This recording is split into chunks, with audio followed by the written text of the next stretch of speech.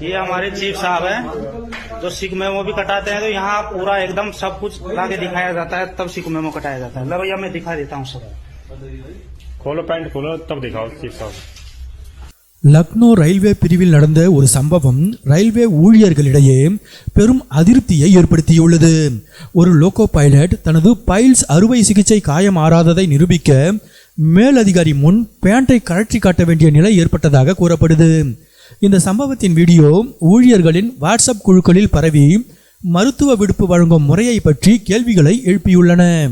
All India loco running staff association தகவலின்படி loco pilot Rajesh Meena piles அறுவை சிகிச்சைக்காக கடந்த பிப்ரவரி 22 முதல் 28 வரை விடுமுறை பெற்றிருந்தார்.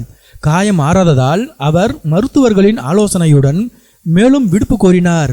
ரயில்வே மருத்துவ யூனிட்டில் பரிசோதித்த மருத்துவர்களும் மேலும் ஓய்வு தேவை என கூறி சிக் மெமோ பெறுமாறு அறிவுறுத்தினர். ஆனால் மேலதிகாரியான ரத்தன்குமார் அதற்கு அனுமதி மறுத்ததாக கூறப்படுது. இதனால் வேதனையில் இருந்த ராஜேஷ் மீனா தனது காயம் ஆறவில்லை என்பதை நிரூபிக்க அங்கு இருந்த அதிகாரி முன் பேண்டை கழற்றி காயத்தை காட்டியதாக யூனியன் தெரிவித்துள்ளது. இந்த சம்பவத்தை அங்கிருந்த சக ஊழியர்கள் வீடியோவாக பதிவு செய்துள்ளனர். யூனியன் தலைவர்கள் இதை மனிதாபிமானமற்ற நடத்தையாக கண்டித்துள்ளனர். பின்னர் பிரிவு அதிகாரிகளிடம் விவாதிக்கப்பட்ட பிறகு ராஜேஷ் மீனாவுக்கு கூடுதல் மருத்துவ விடுப்பு வழங்கப்பட்டதாக கூறப்படுது. இந்நிலையில் இந்தியன் ரயில்வேஸ் உட்பட லக்னோ பிரிவின் அதிகாரிகள் இந்த சம்பவம் தொடர்பாக இதுவரை அதிகாரப்பூர்வ விளக்கம் எதுவும் அளிக்கவில்லை.